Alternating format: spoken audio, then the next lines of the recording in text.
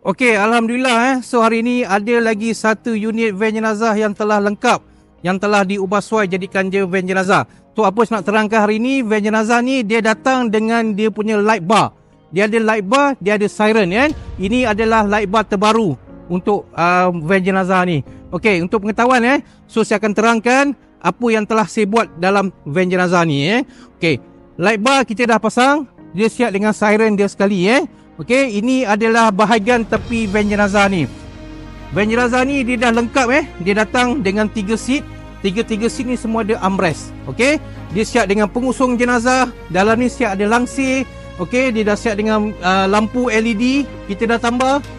Okey, lepas tu dia sertakan dengan aircon. Aircon pun kita sediakan. Alright.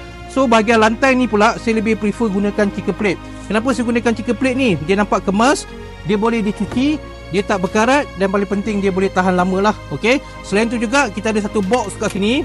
Box ni bolehlah simpan barang-barang kelengkapan untuk pergi ke tanah perkuburan Ini adalah bahagian tepi van jenazah ni. So sekarang ni saya nak bawa pula, saya nak tunjukkan bahagian belakang van jenazah ni apa yang telah saya buat. Okey. So saya nak bagi tahu van jenazah ni semua dah lengkap.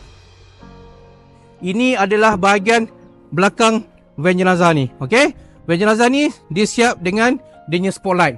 Spotlight kita sediakan, lampu LED kita dah tambah. Ini adalah lampu asal, ini adalah lampu LED untuk cover bahagian dalam kabin ni. Okey. Ini dia punya pengusung. Okey, pengusung ni saya gunakan standard steel.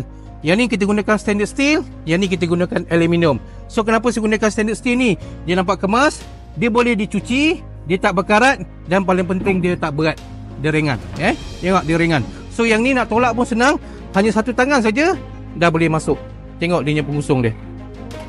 Dia terus auto lock. Okey. Alright, ini ada satu box kat sini.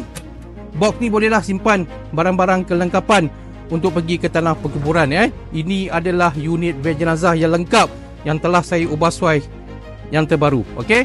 Selain tu juga untuk pengetahuan selain daripada apa yang kita buat ni, kelebihan dekat ni kita ada buat juga permintaan daripada pihak masjid.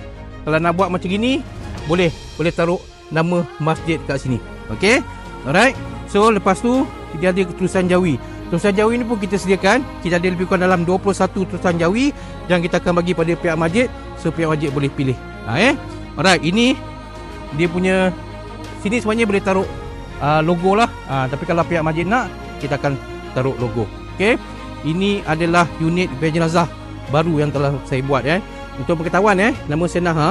Saya adalah pakar penjual van jenazah baru dan van jenazah terpakai. Mungkin anda di luar sana ingin mendapatkan van jenazah seperti ini, tidak tahu cara macam mana untuk mendapatkannya, tekan link di bawah, dapatkan sebuah harga daripada saya. Untuk hari ini saja, kita akan go to next video yang akan datang.